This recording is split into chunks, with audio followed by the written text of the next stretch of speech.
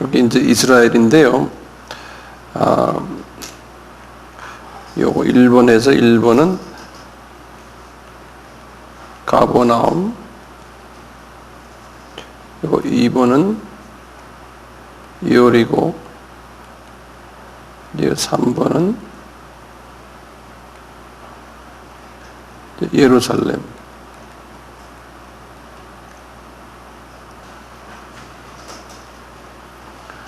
자, 제가 오늘은 6월절의 그 4일 점검 기간 기억나시죠? 4일 동안 점검하지 않습니까?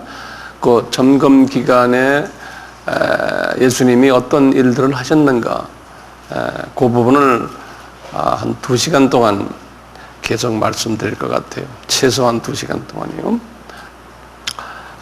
여기 이제 지도를 그린 것은요, 예수님께서 그 공생애 동안에 이 가버나움에 쭉 계시다가 이제 6월절, 네 번째 6월절 기억나시죠? 지난 시간에 했죠?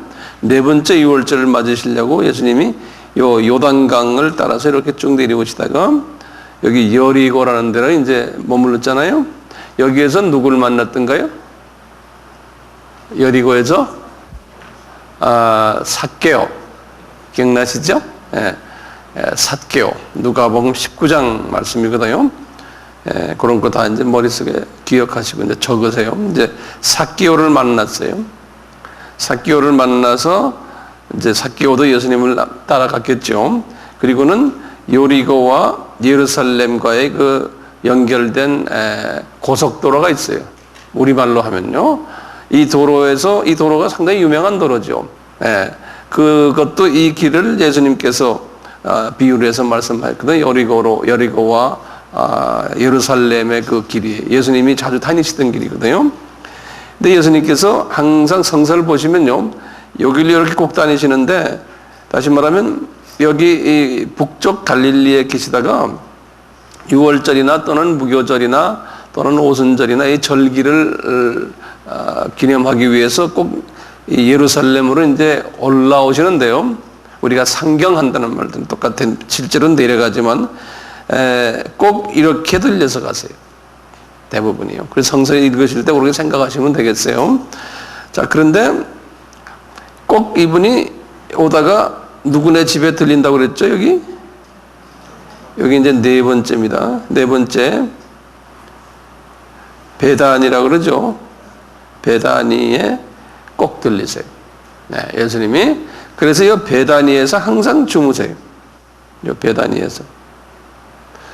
그리고는 예루살렘에서 볼일 보시고는 저녁 시간 되면은 꼭 베다니로 다시 돌아가서 거기서 이제 주무시고, 그렇게 이제 생각하세요. 자, 그런데요, 이 네 번째 맞이할 때요, 네 번째 이제 맞이할 때, 제가 이 예루살렘 주변의 그림을 좀 그릴게요. 여기 이제 예루살렘 성전이 있는 뜰이고요. 여기 성전 이렇게 그리시고, 그 다음에 성전 여기가 이제 북쪽이거든, 북쪽. 그러니까 이쪽이 동쪽이에요. 오른쪽이 동쪽이에요. 그리고 여기를 동문이라고 해요. 동문. 동쪽에 있는 문이라 그래서. 지난 시간은 제가 요 위에 여기 무슨 문이 있었어요? 양문이 있었죠. 양문이요. 여기 베데스다 연못이 있고요. 베데스다 연못이 여기 있고요. 여기가 이제 베데스다 연못이 여기 있어요. 이 성전이 있는 이 성전 이 뜰이 이렇게 위로 올라와 있는 언덕이에요. 언덕. 언덕이 돼서요, 꽤 높아요. 이 언덕에서 이 동문을 딱 나가면요, 동문으로 나가면은 그냥 절벽이에요. 이 동문 그 앞에 바로 절벽이거든요. 절벽으로 해서 깊은 절벽이 있어요. 내 생각에 한 100m 정도는 절벽이 될까요? 이 절벽을 뭐라 부르냐면, 혹시 아세요? 이 계곡을 기드론 계곡이라 그래요. 기드론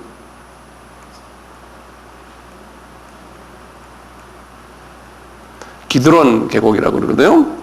그래서 이 기드론 계곡을 넘어서 지금은 여기가 이제 쭉 기드론 계곡이 그 공동묘지처럼 돼 있어요. 여기 압살롬의 묘도 거기에 있고요. 그런데요, 이 기드론 계곡을 넘어서 이쪽에 언덕이 이렇게 산을 제가 이렇게 그립니다. 이 언덕이 하나 있어요. 이 언덕이 겟세만의 동산이에요. 이것이 이제 겟세만의 동산.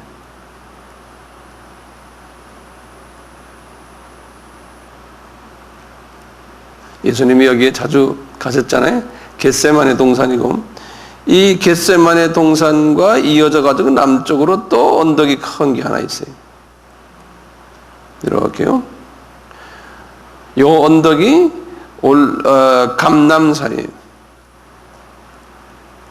요 언덕이 감람산이에요.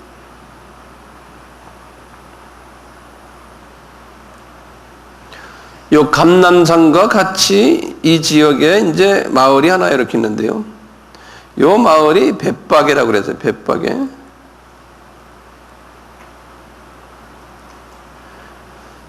그리고 이 벳바게에서 이 정도 좀 동쪽으로 여기 있는 요 마을이 여기에 베단이에요. 베단이.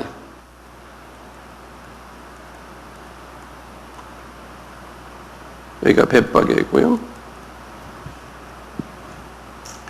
예수님께서 아까 그 지도에서 보면 여리고 그 하이웨이를 통해서 베다니에 들리셨다가 그 다음에 여기 이제 감람산을 통해서 이 벳바게죠. 벳바게를 통해서 이렇게 해서 예루살렘으로 들어갔어요.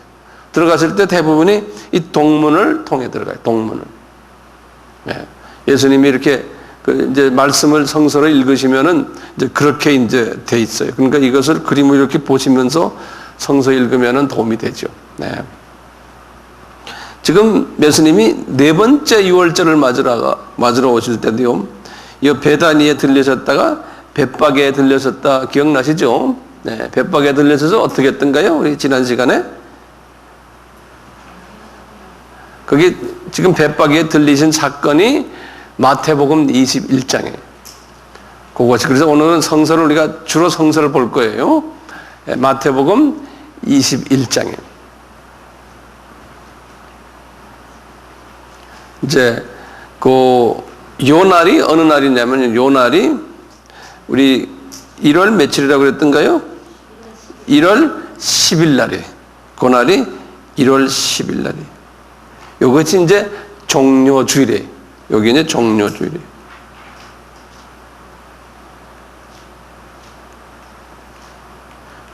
그 종료주일이 1월 10일 날. 1월 10일 날은 구약에서는 뭐였던가? 6월절 이야기에서 양을 시장에 가서 취하는 날이에요. 그렇죠? 예. 요날 취하는 날이에요. 예. 그날에 지금 이미 이 날은 이스라엘 사람들이 지금 어떻게 하고 있다고 그랬죠? 이 날은 이미 여기 지금 이스라엘의 인구가 몇 명이라고 그랬던가요? 60만 명이라고 그랬죠. 그런데 외부에서 6월절을 지키기 위해서 보통 얼마나 온다고요? 200만 명이 온다고 그랬죠. 그러니까 지금 그분들이 이 지역이 지금 와글와글 한 거예요. 예. 그러니까 예수님이 지금 여기 도착했을 때는 1월 10일이니까 이미 이스라엘 사람들이 양을 가지고서 제사장에게 가서 이제 뭘 받는데 검증을 받고요. 그 다음에 이 지역에다 놓고 이제 4일 동안 점검을 시키는 이제 그런 이제 상황이거든요. 예. 그런 상황 속에서 예수님이 지금 그 어린 양으로 지금 여기에 동시에 본인도 들어가신다는 거죠. 기억나시죠? 예. 그런데 누구한테 이야기를 했어요? 미리 이렇게 들어가신다고?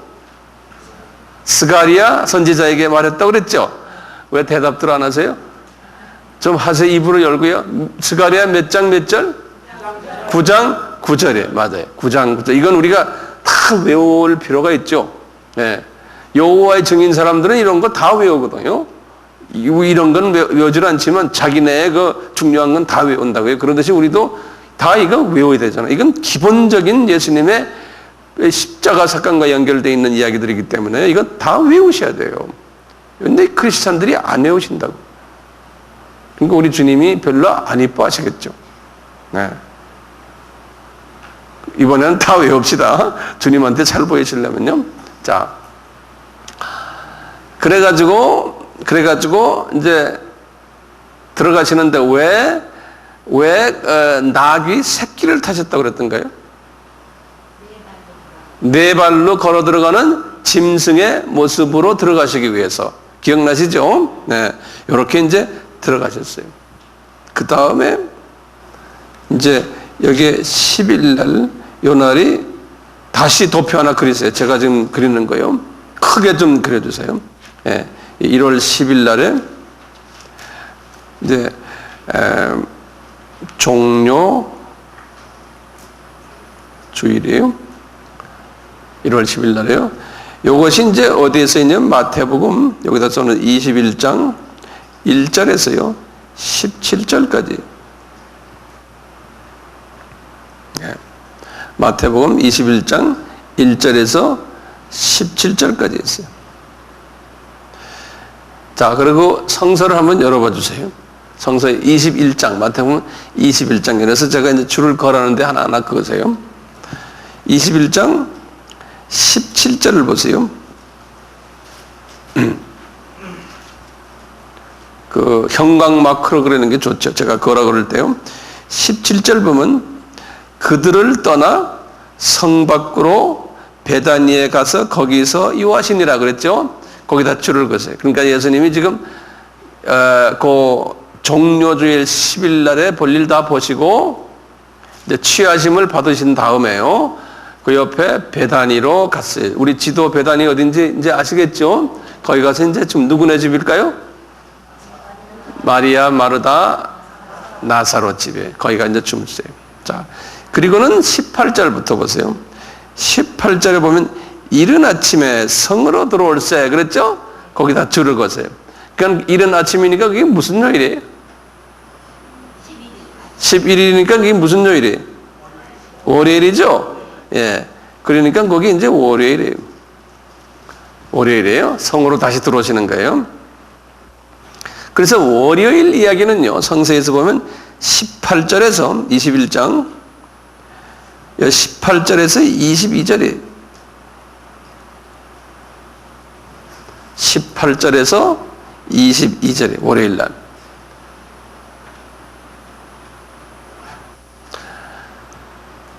이 월요일 날에 예수님께서 뭘 하셨나를 잠깐 봅시다. 다들 성서 열었어요? 예. 자, 보세요. 우리 다 아는 소리지만 제가 한번 읽어볼게요. 18절부터 봐요. 이른 아침에 성으로 들어오실 때에 시장하신지라 길가에서 한 무화과 나무를 보시고, 거기다 또 마크라서 크게요. 이 무화과 나무예요. 이 무화과 나무는 무엇을 상징하냐면 구약에서 보면 이스라엘 나라를 상징해요. 이스라엘 나라예요. 네. 이스라엘 나라를 상징하는데요. 무화과 나무를 보시고 그리로 가서 잎사귀밖에 아무것도 얻지 못하시고 나무에서 이르시되, 여기 보면 이 무화과 나무가 열매를 지금 잎사귀밖에 없는 거예요. 왜 그럴까요? 때가 아니다.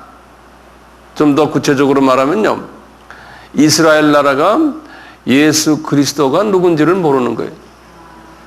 예? 그러니까 이 나무가 성한 나무가 아니에요. 예.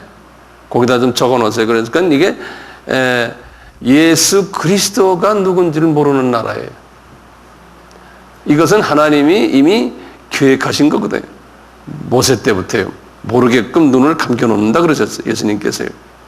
그러니까 그대로 지금 이렇게 이스라엘 나라가 눈이 감겨진 거예요. 그 모습을 보고 이르시되 이제부터 영원토록 내게 열매가 맺지 못하리라. 자, 보세요. 그는 나중에 열매를 맺게 되거든요. 이제 예수님의 재림이 가까워질 때 이스라엘 나라가 이제 맺게 돼요. 그러면 영원토록이라는 게 그게 예수님께서 가끔 가다가 이런 과격한 표현을 쓰세요. 그러니까 우리 이런 표현은 문자 그대로 받으시면 안 돼. 이제 어떤 때는 우리도 그런 말 있잖아요. 우리도 아니 나 죽여버릴래 이놈 자식. 그러면 진짜 죽이는 게 아니잖아요. 예? 그런 그 표현이에요. 예? 이 이스라엘 사람들아, 너희들 영원토록이란 말은 그러면 무슨 말로 표현하면 될까요? 내가 재림에 올 때까지, 그때 기간까지 너희들은 그런 거예요. 영원토록 내게 열매가 맺지 못하리라 하시니 무화과 나무가 곧 마른지라 그랬어요. 예. 요렇게 지금 하시는군요. 나중에 화요일 날에 하시는 말씀 중에서 잠깐 24절을 좀 보세요. 24장에 거기 화요일 날에 하시는 말씀인데요. 무화과 나무에 대해서 말씀하세요. 24장 32절을 보시면 24장 32절에 이제 예수님의 재림에 오실 때의 징조들이 쭉 24장에 설명하는데요. 그 중에 하나가 이러시는 거예요. 무화과 나무의 비유를 배우라. 그 가지가 연하여지고 잎사귀를 내면 여름이 가까운 줄 아나니 이와 같이 너희도 이 모든 일이 보이거든 인자가 가까이 문 앞에 온 줄로 알아 그러는 거예요. 그러면 여기 보면 무화과 나무가 언젠가는 열매를 다시 맺는다는 거죠. 그렇죠? 근데 아까 예수님은 뭐라고 했어요? 영원히 맺지 못한다. 그러니까 그 영원이라는 뜻을 앞뒤를 우리가 볼 때 이렇게 이제 이때까지 예수님의 재림에 가까울 때까지는 그런 때를 영원으로 이렇게 생각하시면 앞뒤가 맞는 말 같아요. 그렇죠? 다시 우리 마태복음 21장으로 가보세요. 이렇게 이제 월요일 날에 예수님께서요, 이 무화과 나무를 이렇게 저주를 해버렸어요. 근데 실제로 또 이 무화과 나무라는 이스라엘 나라가 언제 이 영적으로 저주받은 거예요. 영적으로요. 그 다음에 또 육적으로도 또 똑같이 하나님께서 그것을 행하세요. 그러니까 육, 혼, 영 이 세 부분을 하나님이 동시에 같이 하세요. 언제 이 저주가 일어났어요? 요 말씀하시고요. 주후 70년이에요. 지금 요 말씀, 지금 이 예수님의 이 때가 언제냐면 주후 30년이 된 거예요. 주후. 예수님이 십자가에 달리신 이 해가 주후 30년이에요. 예수님이 주전 4년에 탄생하셨잖아요. 그래서 주후 30년에 이렇게 말씀하시는 건데요. 이 말씀을 하시고는 딱 40년이 지나간 주후 70년에 이 예언이 그대로 성취가 됐어요. 주후 70년에 이스라엘 나라가 주후 70년에 디도 장군에 의해서 이스라엘 나라가 완전히 없어지고 그 다음에 그 예루살렘 성전도 다 무너져 버리고 하나님이 계획하신 거죠. 네. 그러니까 이 말씀이 육적으로 이루어진 것은 40년 후인 주후 70년에 이루어졌고요. 영적으로도 뭐 그때부터 해서 계속해서 지금까지 이제 이루어지고 있는 거예요. 이스라엘 사람들이 하나님을 보질 못하는. 그러다 이제 나중에 예수님께서 이렇게 말해서 소수만 이제 나를 볼 것이다. 네. 자, 그리고는 이제 화요일부터요. 화요일이면 이제 12일. 이 화요일엔 예수님이 상당히 중요한 설교들을 제자들에게 가르쳤어요. 화요일에요. 그 설교들을 오늘 좀 같이 좀 하나하나 보았으면 좋겠어요. 그래서 이제 여기에 우리가 요 화요일이라고 해 놓으시고요. 따로 여기다 이제 화요일 이렇게 적으시고요. 화요일 설교. 이렇게 이제 따로 쓰시군요. 그리고는 그 중에 설교 1번 설교 뭔가 봐요. 여기 보면 똑같이 마태복음 21장 23절에서부터 27절까지 이게 1차 설교하신 거예요. 설교 넘버 원.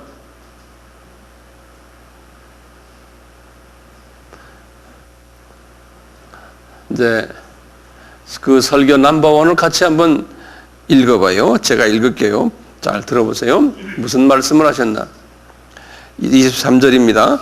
예수께서 성전에 들어가 가르치실 때 대제사장들과 백성의 장로들이 나와 가로되 내가 무슨 권세로 이런 일을 하느냐? 지금 이 무화과 나무를 저주했잖아요. 그러니까 예수님의 권세에 대해서 도전하는 거예요. 예수님의 권세에 대해서요. 여기다가 예수님의 권세에 대해서 도전을 하니까요. 그러니까 예수님이 뭐라 대답하시나 한번 봐요.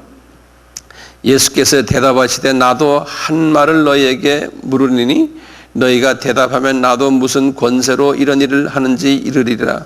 요한의 세례가 어디로서 왔느냐? 하늘로서냐 사람에게로서냐? 저희가 서로 의논하여 가로되 만일 하늘로서로 하면 어찌하여 저를 믿지 아니하였느냐 할 것이요 만일 사람에게서라 하면 모든 사람이 요한을 선지자로 여기니 백성이 무섭다 하여 예수께 대답하여 가로되 우리가 알지 못하노라 하니 예수께서 가라사대 나도 무슨 권세로 이런 일을 하는지 너희에게 이르지 아니하니라. 이렇게 이제 대답하신 거예요. 그러니까 이 사람들에게 내가 무슨 권세로 왔다, 내가 하나님이다, 이렇게 하나님의 아들이고 내가 하나님이다 이런 말을 하면 알아듣겠어요?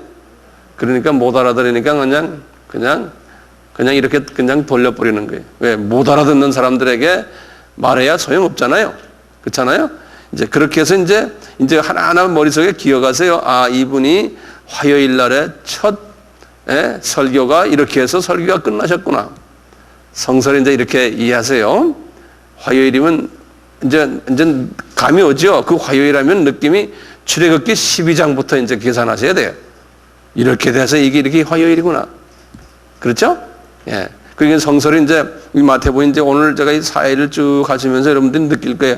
아, 이게 성서가 이렇게 돼가는구나. 조금 이제 도움이 될 거예요.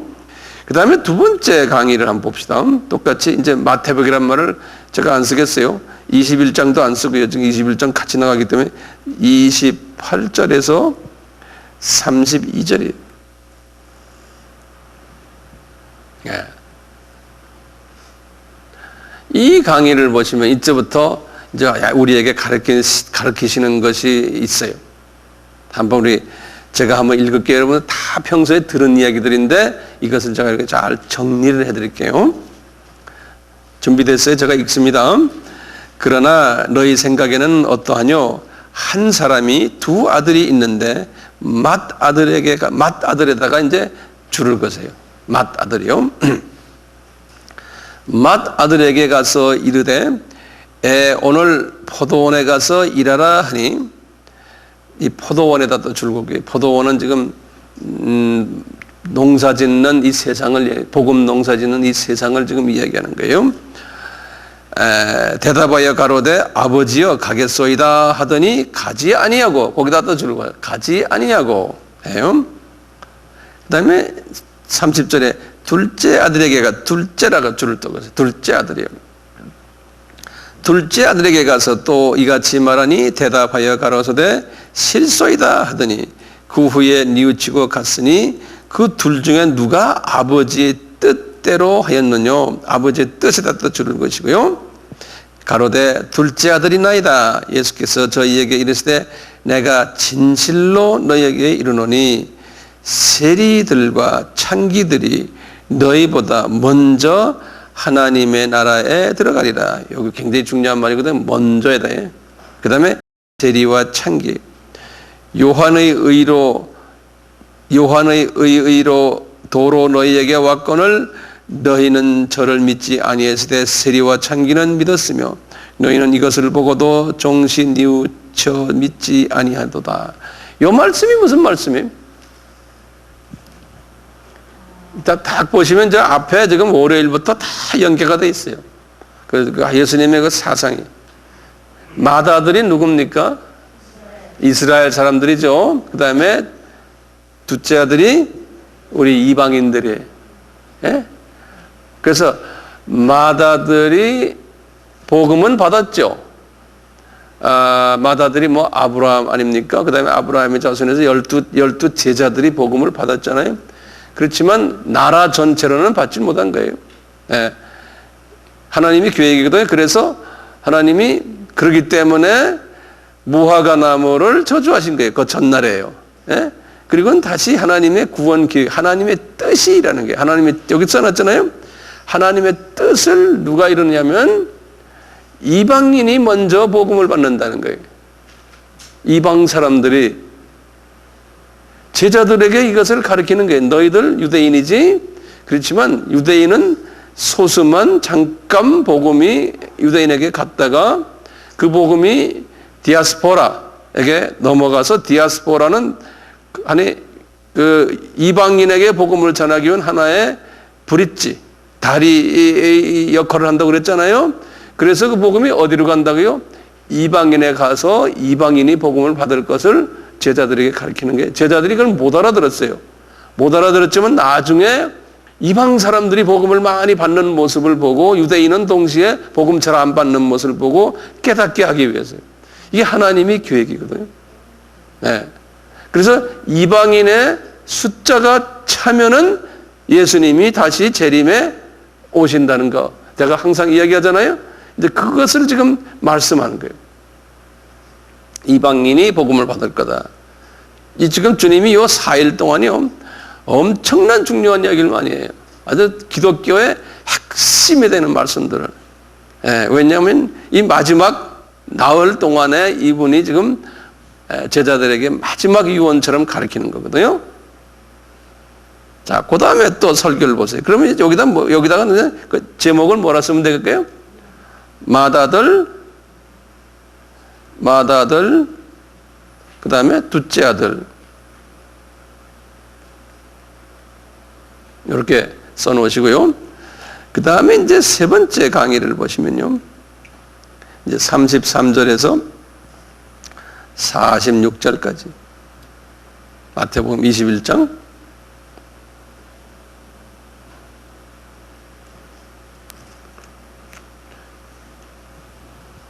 이거는 집주인, 포도원 주인에 관한 얘기예요. 포도원 주인이요. 포도원 주인에 관한 이야기인데요. 제가 이제 우리가 이거 읽으면서 지금 두 번째 강의와 연결해서 더 자세히 설명하는 거예요. 예수님께서요. 그래서 제가 한번 여쭤볼게요. 이제 여기 우리 세 번째 강의를 한번 같이 읽으면서 제가 여쭤볼게요. 이것은 뭔가요? 이것은 뭔가요? 네.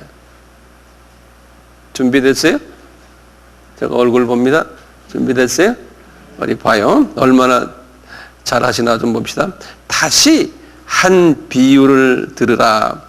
한 집주인이 포도원을 만들고 산울로 두르고 거기 즙자는 구유를 파고 망대를 짓고 농부들에게 세로 주고 타국에 갔더니 실과 때가 가까움에 그 실과를 받으려고 자기 종들을 농부들에게 보내니 농부들이 종들을 잡아 하나는 심히 때리고 하나는 죽이고 하나는 돌로 쳤거늘 또 다른 종들을 처음보다 많이 보내니 저희에게도 그렇게 하였는지라. 후에 자기 아들을 보내며 가로되 저희가 내 아들을 공경하리라 하였더니 농부들이 그 아들을 보고 서로 말하되 이는 상속자니 다 죽이고 그의 유업을 차지하자 하고 이에 잡아 포도원 밖에 내어 쫓아 죽였느니라. 그러면 포도원 주인이 올 때에 이 농부들을 어떻게 하겠느냐? 저희가 말하되 이 약한 자들을 진멸하고 포도원 제때에 실과를 바칠 만한 다른 농부들에게 새로 줄지어다. 여기까지 먼저 봐요. 여기 지금 다른 농부가 누굴까요? 이방인들이. 예, 이방인. 거기다 줄을 거는 다른 농부들이요. 33절에 보면요. 한 집주인이 그분이 누굽니까? 하나님이 구체적으로 성부 하나님이 맞아요. 예, 성부 하나님이 포도원을 만들고 포도원이면 이 세상에 이 세상을 이제 창조하시고 산울로 들어가 농부들에게 새로 주고 타국에 갔더니, 그러니까 지금 이분이 지금 만들어 놓고는 하늘나라에 가셨다는 거예요. 이제 성부 하나님께서 이제 비유적인 말씀에, 그러니까 지금 이 세상에 없다는 거예요. 지금 이 세상이라는 건 이 포도원에 안 계시다는 거예요. 알겠어요? 예. 그런데 실과 때에 가까움에 그 실과를 받으려고 자기 종들을 농부들에게 보내니, 누굴까요? 예, 선지자들이에요. 맞아요. 선지자들이요. 그래가지고 선지자들 죽였잖아요. 구약에서요. 그 다음에 더 많은 선지자들을 보냈는데, 또 그러니까, 그 다음에 후에 37절에 자기 아들을 보냈더니 그 아들이 누굽니까? 예수님이지.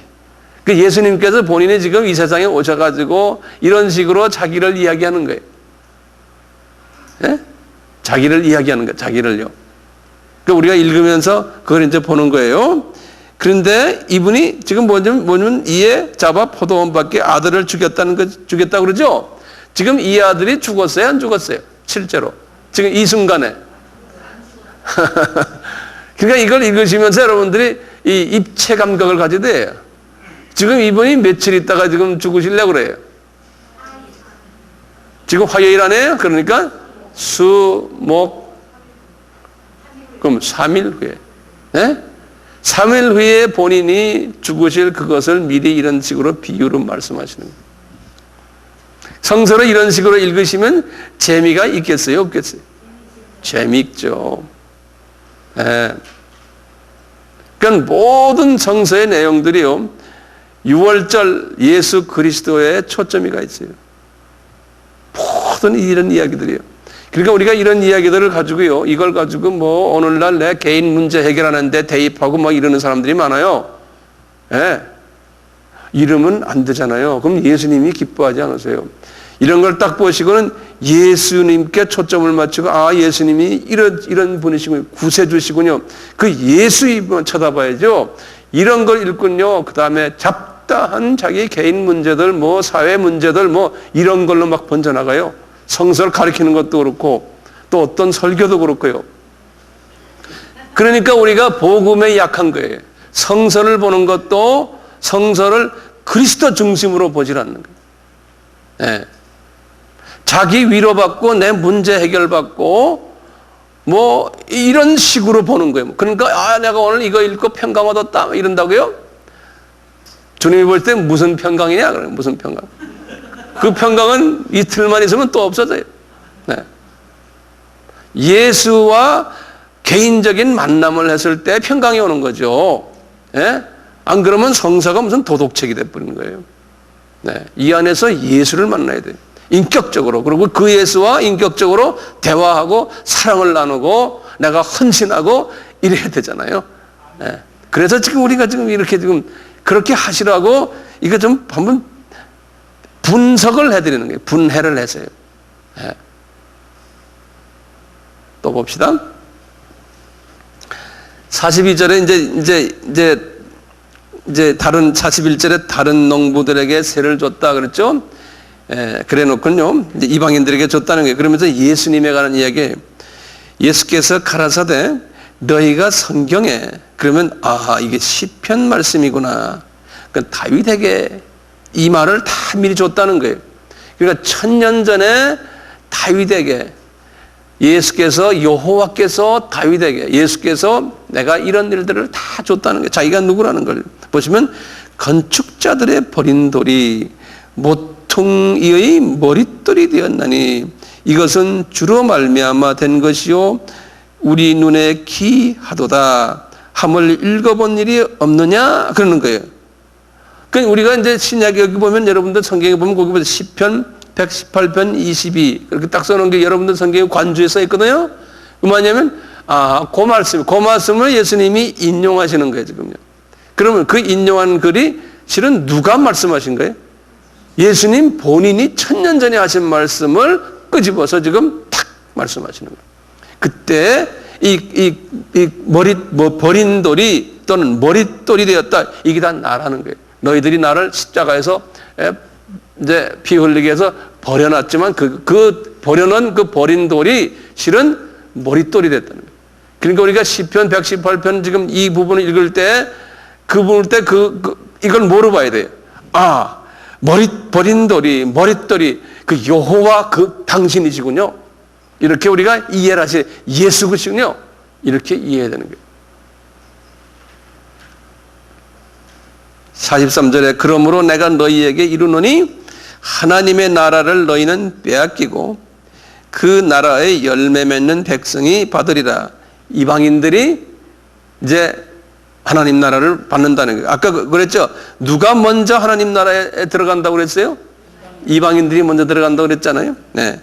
44절에 이 돌 위에 떨어지는 자는 깨어지겠고 이 돌이 사람 위에 떨어지면 저를 가루로 만들어 흩으리라 하시니, 이러면서 지금 이 돌이 주후 70년 사건을 또 말해요. 이 질은 무너뜨린 것이 로마 장군이 무너뜨린 게 아니고 하나님이 로마 장군을 예수님이 사용하셔서 그게 돌이 떨어졌다는 거예요. 이 돌이 누굽니까? 예수님 아니에요. 예수님이 돌 아니에요. 우리 반석이라고 그러잖아요. 예수님이요. 그러니까 자기 자신을 말하는 반석이에요. 그러니까 로마의 주후 70년의 그 사건도 알고 보면 예수님이 다 하셨는데, 그러니까 예수님이 그래서 역사의 주인이라 그러시는 거예요. 알파와 오메가요 하는 게, 역사를 알파 시작했고 역사를 오메가 마치는 분이 예수님이라. 네. 그러니까 모든 일들이 예수의 장중에서 예수님이 움직이신다. 그러면 우리가 화요일 설교 네 번째 봅시다. 이건 마태복음 22장이에요. 똑같이 22장 1절에서 14절이에요. 1절에서 14절이에요.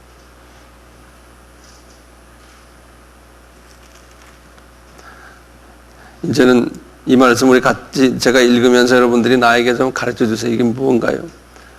예수님이 이제 지금 같은 아이디어로 지금 계속 연결해 나가시는데 조금 더 발전된 말씀이에요. 22장이요. 같은 지금 화요일입니다. 22장 보세요. 제가 읽겠습니다. 1절에서 14절까지요. 예수께서 다시 비유로 대답하여 가라사대 천국은 마치 자기 아들을 위하여 혼인잔치를 베푼 어떤 임금과 같으니, 이 말을 다시 말이. 그러면 지금 혼인잔치면 언제입니까? 예수님이 공중 재림에 왔을 때 혼인잔치 안에 그 사건을 지금 말씀하시는 거예요. 네. 앞으로 일어날 혼인잔치에 관한 사건. 그러니까 지금 이게 지금 1세기 주후 30년에 말씀하시다 갑자기 지금 만약에 21세기에 예수님이 오신다면 2000년을 팍 뜨셔서 지금 말씀하시는 거예요. 네? 2000년을 팍 떠서요. 그럼 한번 봅시다. 임금 같으니 그 종들을 보내요. 그 청한 사람들을 혼인잔치에 오라 하였더니 오기를 싫어하거늘 또 다른 종들을 보내어 가로되 청한 사람들에게 이르기를 내가 오찬을 준비하되 나의 소와 살찐 짐승을 잡고 모든 것을 갖추었으니 혼인잔치에 오소서 하라 하더니 저희가 돌아보지도 않고 하나는 자기 밭으로 하나는 자기 상업차로 가고 그 남은 자들은 종들을 잡아 능욕하고 죽이니 임금이 노하여 군대를 보내어 그 살인한 자들을 진멸하고 그 동네를 불사르고 이에 종들에게 이르되 혼인잔치는 예비되었으나 청한 사람들은 합당치 아니하니 사거리 길에 가서 사람을 만나는 대로 혼인잔치에 청하게 오라 한데 종들의 길에 나아가 악한 자나 선한 자나 만나는 대로 모두 데려오니 혼인잔치에 손이 가득한지라 손님이 손을 보러 들어올새 거기서 예복을 입지 아니한 사람을 보고 가로되 친구여 어찌하여 예복을 입지 않고 여기에 들어왔느냐 하니 저가 유구무원이언을 임금이 사원들에게 말하되 그 수족을 결박하여 바깥 어두움에 내어 던지라 거기에 슬피 울며 이를 갈미 있으리라 하니라. 청함을 받은 자는 많되 택함을 입은 자는 적으니라. 이렇게 말씀하세요. 이 말씀이 무슨 말씀이냐면요, 이 말씀이 처음에 지금 종들을 불러서 청한 혼인잔치에 오라 그랬잖아요. 오라 그러는데 왔어요 안 왔어요? 안 왔잖아요. 요 종들은 유대인들을 가지고 이야기하는 거예요. 네. 그 다음에 이방인들은 뭐라 그랬어요? 여기서 보면 사거리에 가서 아무나 만나는 대로 막 오라고 악한 자나 사나, 이건 이방인을 이야기하는 거예요. 유대인들이 이방인을 표시할 때 이런 식으로 이야기를 하는 거예요. 그래서 아까도 봤지만 유대인과 이방인을 둘 지금 큰아들, 작은아들 이야기잖아요. 쭉 나오잖아요. 똑같이 지금 그 사상, 똑같은 사상이에요. 그런데 여기는 이건 짬뿌려서요. 지금 이제 예수님의 재림 때의 사건을 이야기하는 거예요. 재림 때에 공중 혼인잔치가 있을 터인데, 그 공중 혼인잔치는 유대인들이 참석을 한다, 못한다? 유대인은 공중 혼인잔치에 참석을 못해요. 예, 유대인은요. 유대인의 우리가 지금 우리가 이제 좀 있으면 예를 들어서 7년 환란이 온다 그럴 때요. 지금은 유대인 크리스찬이 지금 몇 명이라고 그랬어요? 약 한 10만 명이라고 그랬잖아요. 이제 이 유대인 크리스찬이 14만 4천이 될 거 아닙니까? 계시록 7장에 의하면요. 요분들을 메시아닉 주라고 그랬죠. 예? 메시아닉 주. 예. 유대인 기독교인들이라고 그러는데요. 요 사람들은 7년 환란 때 이분들은 예수님이 들림받지 않고 7년 환란을 통과하는 사람들이에요. 요 사람들은요. 통과하면서 뭘 합니까? 유대인 복음화를 하는 사람들이에요. 예. 그러니까 이 사람들은 공중 혼인잔치에 참여를 뭐 안 해요. 못해가 아니고 안 한다니까요. 이유가 있는 거예요. 7년 환란을 통과하면서 환란 기간 동안에 유대인 복음화를 위해서 쓰이는, 그래서 이분들이 유대인 복음화가 된 다음에 그걸 통해서 대부분의 사람들이 순교당한다 그랬어요. 제가 이런 말씀을 몇 번 했어요. 이 시나리오를 잘 아세요. 순교를 당해요. 이분들이 순교를 당하면 예수님께서 이제 공중 혼인잔치에서 내려오실 때요. 이제 7년 환란이고요. 이분들이 이렇게 통과하거든요. 통과하고는 예수님이 혼인잔치 7년이 끝난 다음에 재림해서 내려오실 때 이분들이 순교당한 분들이 어떻게 한다고 그랬어요? 부활한다고 그랬어요. 기억나시죠? 이분들이 부활해가지고 예수님과 조인하는 거예요. 여기에 들림받은 이분들도 똑같이 이분들은 들림받았으니까 예수님과 같이 내려오고요. 그렇죠? 부활해서 여기에서 만나서 천년왕국 동안에 왕노릇한다. 이제 이런 이야기 기억나시죠? 네. 이 시나리오를 알고 계세요. 그것을 뒷받침하듯이 지금 주님께서는 여기다 그러는 거예요. 유대인들은 공중혼인잔치에 참여를 안 한다고 여기다 지금 비유적으로 지금 말씀하신 거예요. 자, 그 다음에요. 이방인들을 길거리에 가서 아무나 악한 자나 선한 자나 다 불러오라는 거예요. 네, 이방인들을요. 그런데 이분들이 이방인들이 다 온 건 아니잖아요.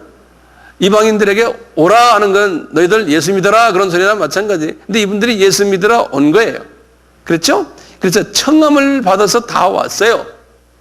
청함 받아서 왔는데 예수님은 공중 혼인잔치에는 청함을 받았다고 그래, 다시 말은 예수 믿는다고 해서 다 거기에 올라가는 게 아니라는 거예요. 예? 거기에는 소수의 택함을 받은 사람들이 올라간다는 거예요. 공중 혼인잔치에. 그러면서 하시는 말씀이 뭐냐면 예복을 입지 않았다 그러는 거예요. 예복을요. 요거 지금 내가 말하는 거 하나하나 듣고는 성서와 이제 제가 몇 개를 더 드릴 텐데요.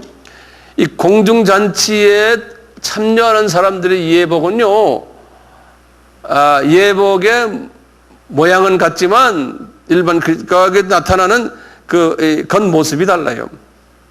어떻게 다르냐면요. 나중에 이제 계시록에서 요한이 그걸 봤어요. 그 계시록 보세요, 한번. 제일 마지막에 계시록. 계시록 19장을 보세요. 이 계시록 이 19장은 이 공중 혼인잔치를 끝나고 이제 이렇게 내려오는 이 장면에 이 내려오는 장면인데요. 내려올 때 이 공중의 이 혼인잔치의 모습을 봤어요. 이제 요한이요. 19장 7절부터 보세요. 우리가 즐거워하고 크게 기뻐하여 그에게 영광을 돌릴새 어린 양의 혼인 기약이 이르렀고, 거기다 줄을 거세요. 그 아내가 예비하였으니 그에게 허락하사 빛나고 깨끗한 세마포, 거기다 줄을 거는 이 세마포인데요. 이 혼인잔치에 들어간 분들의 세마포가 빛나고 깨끗한 세마포예요. 일반 크리스찬들은 깨끗한 세마포예요.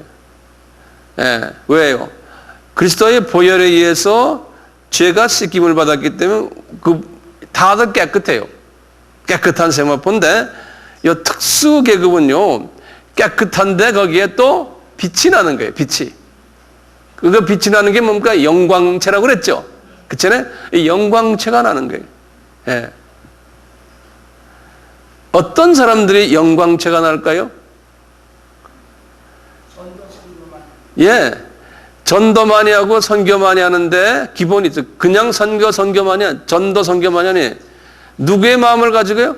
예수의 마음을 가지고. 그러니까 산상수훈에서 가르치는 팔복의 마음을 가지고. 그러니까 성령의 9가지 열매가 있는 마음을 가지고 복음을 전한 사람들이. 너희들은 세상에 소금이 먼저 돼야 되고 그 다음에 빛이 되는 게. 예. 이 빛이 되는 사람들은 벌써 빛이 나기 때문에 그러는 거예요. 예. 그러니까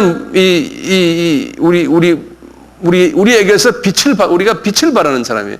그러려면 그리스도의 성품으로 내가 옷 입어졌다는 소리예요.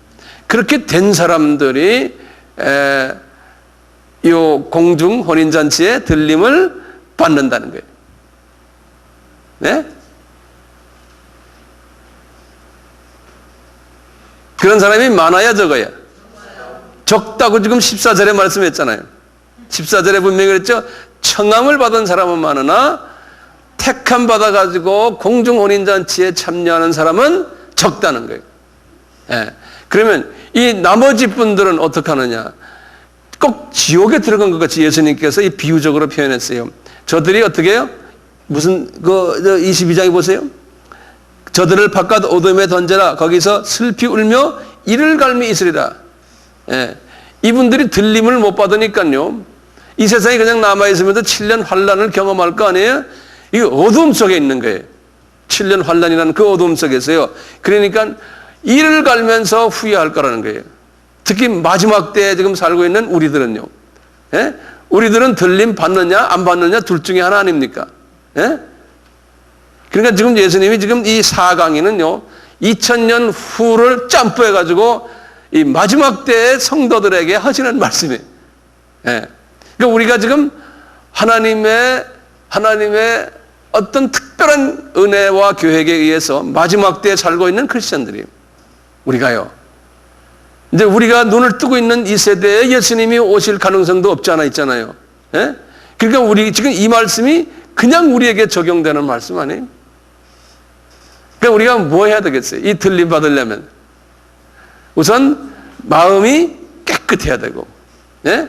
이 팔복의 사람이 돼야 되고, 예. 그것만 돼서는 안 되는 거예요.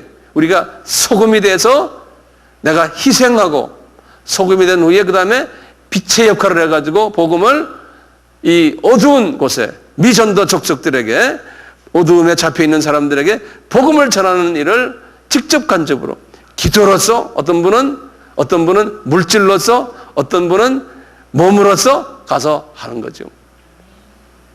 예? 이거 하는 사람들이 이 공중혼인잔치에 들어간다고 지금 이렇게 말씀하죠. 어제 우리에게 천국은 이런 것이요 하고 마태복음 13장의 비유를 7가지 비유 중에서 이 진주 비유 들었고 그 다음에 값진 보화의 비유 들었잖아요. 그 비유들이 듣는 5번째, 6번째 비유를 들었는데 4번째 비유 마지막에 보면 이렇게 써 있어요. 그때 의인들은 자기 아버지 앞에서 13장 43절에 이렇게 써놨어요. 그때 의인들은 이 겨자씨 하나리 된 사람들이에요. 네? 의인들은 죽은 사람, 소금 같은 사람들은요, 자기 아버지 나라에서 해와 같이 빛나리라 귀 있는 자는 들을지어다. 그러니까 우리는요, 모든 크리스찬들이 다 해같이 빛나는 줄 알아요. 예? 아니에요. 우리가 자꾸 그런 식으로 가르친다. 구별력을 안 가르쳐줘요. 아니, 절대로 아니에요. 해같이 빛나는 사람들은 소수의 다수의 소수의. 예. 그분들이 새 예루살렘으로 들어가는 거예요. 그분들이요. 예전에 제가 이런 비슷한 얘기 많이 했잖아요. 다니엘도 그걸 봤잖아요. 다니엘서 12장에 보시면 똑같잖아요. 한번 보실래요? 다 보셨지만 또 봐요. 예, 1255페이지 구약이에요. 이 다니엘서 12장이 이 마지막 때의 장면을 본 장면이에요. 특히 이제 그 마지막 때 보면은 12장 1절자가 있습니다. 그때 내 민족을 호위하는 대군 미가엘이 일어날 것이요 또 환란이 이스라엘에 있는 개국 이르러 그때까지 없었던 환란일 것이며 그때 내 백성 중 무릇 책에 기록된 모든 자가 구원을 얻을 것이라. 땅의 티끌 가운데서 자는 자 중에 많이 깨어 영생을 얻는 자도 있겠고 수욕을 받아서 무궁히 부끄러움을 입을 자도 있을 것이며 지혜 있는 자는 그랬어요. 지혜 있는 자는 궁창의 빛과 같이 빛날 것이요 많은 사람을 옳은 대로 돌아오게 한 자는 별과 같이 영원토록 비치리라 그랬어요. 예? 이제 천국에 들어가서요. 천국에 들어가서 이렇게 빛과 같이 빛나는 사람들이 있다는 거예요. 다니엘에게 주님이 말씀하셨어요. 그러니까 우리 아까 계시록에서 봤지만요. 계시록에서 그 어떤 세마포예요? 빛나고 깨끗한 세마포라고 그랬죠? 그거 조금 19장 다시 보세요. 거기다 그거를 다시 설명해요. 어떤 사람이 그런 옷을 입는가? 예, 계시록 19장 다시 보세요. 8절에 그에게 허락하사 빛나고 깨끗한 세마포를 입게 하셨은즉 이 세마포는 성도들의 옳은 행실이라. 성도들 이 세마포는 이 빛나고 깨끗한 세마포는 성도들의 옳은 행실이라고 그냥 이렇게 그것이 뭔가 우리 말한 거예요. 예수를 닮아서 마음이 아주 순수하고 팔복의 사람이 되어서 나중에는 핍박을 복음을 위해서 핍박받고 소금이 되어서 내가 죽어서 내가 희생한 후에 그 다음에 빛을 발하는 사람들. 예? 그래서 죽기만 하면 안 돼요. 예수님은 십자가에서 죽은 사건으로 끝나신 분이 아니에요. 부활하셨어요. 그래서 부활하신 후에 메시지를 전했어. 너희들 나가서 나의 증인이 되라. 똑같아. 우리도 빛을 발해야 돼요. 이 빛을 발해야 되는데 이런 사람들을 보고 성도들의 옳은 행실이라 그랬어요. 그러면서 9절에 보면 천사들에게 말하기를, 천사가 이제 이 요한에게 말하기를 기록하라. 이 어린 양의 혼인잔치에 청함을 입은 자들이 복이 있도다. 그래요. 진짜 복이 있다는 거예요. 이분들이. 예? 그러니까 진짜 복 있는 사람들은 크리스찬 중에서요 소수인데 들림을 받는 사람들이라는 거예요. 그러면 그 사람들이 어떻게 들림 받느냐? 산상수훈에서 가르치는 대로 사는 사람들이 복 있는 자들. 그래서 예수님이 복 있는 자라고 그랬잖아요. 복 있는 자. 그러니까 영원한 나라에서 복 있는 자가 그런 사람들인데 소수라는 거예요. 자꾸 소수예요. 청함을 받은 사람한테 택함 받은 자는 적다고 그랬잖아요. 그럼 문제는 우리가 지금 이런 성서를 가지고 성서 우리가 공부 같이 하는 거는 요 소수에 들어오시라고 하시는 거 아니에요. 우리가 뭐 성서를 몰라서 이거 다시 옵니까? 그럼 어떻게 소수가 되느냐? 구체적으로 우리에게 보여주시죠. 그래서 우리가 미전도 족속 복음을 지금 전하는 일에 우리가 전력을 다하는 거예요. 여기에 동참하시는 것은 이게 보통 복된 사람들이 아니라는 거예요. 예?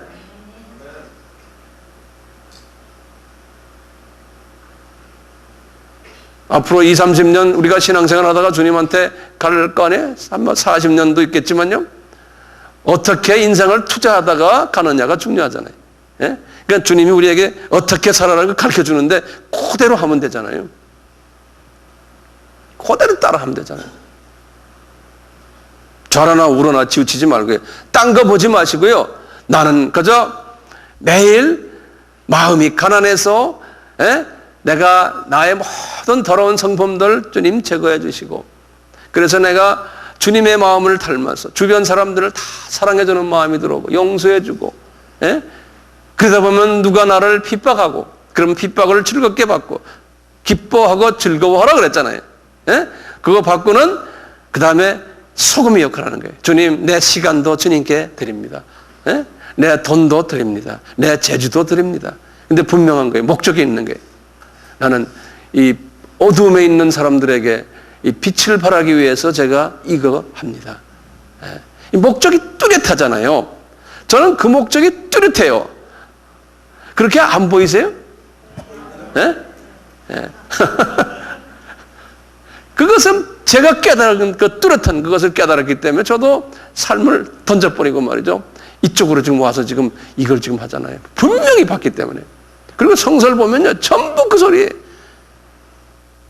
그렇게 깨달은 걸 제가 좀 뱉어내는 것뿐이에요. 뱉어내는 거예요. 근데 알아들으시니 참 영리하시고 복 있는 사람들. 예. 지금 제4강입니다. 제4강이에요. 마태복음 우리 5강을 좀 봐요. 마태복음 지금 몇 장 우리 하죠? 22장이에요. 5강만 간단히 보고 우리가 쉽시다. 5강은 22장 15절에서요. 22절이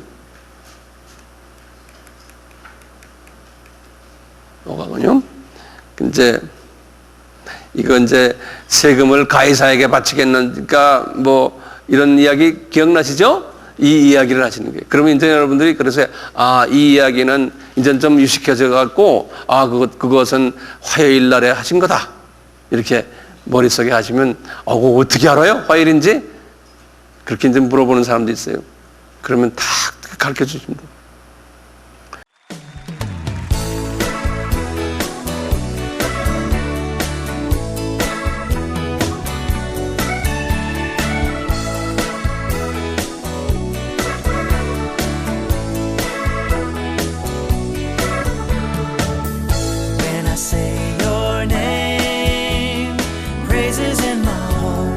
Every time I start to say your name, I can feel your love falling from